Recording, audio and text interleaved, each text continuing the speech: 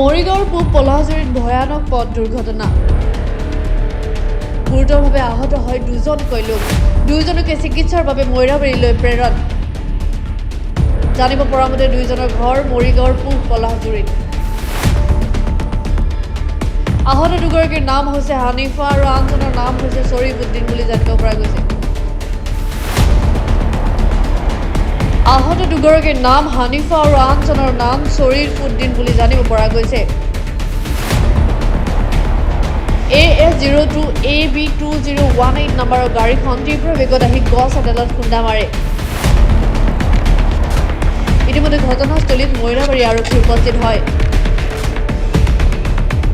ঘটনাস্থলীৰ পৰা গাড়ীখন মৈৰাবাৰী থানালৈ লৈ যায় আৰক্ষী। হানিফার কি এই যে সেরার গাড়ি সেই সেরার বন্ধু পরগতি সকালে দেওয়া আমি চালাই লৈ আহারি মানে এক্সেলেটর ফারা মারি আনি দিছে গাছ বাজায়। আপোনালোকে ইয়াতে আছিলে? আমি খেয়াল হারি আছো।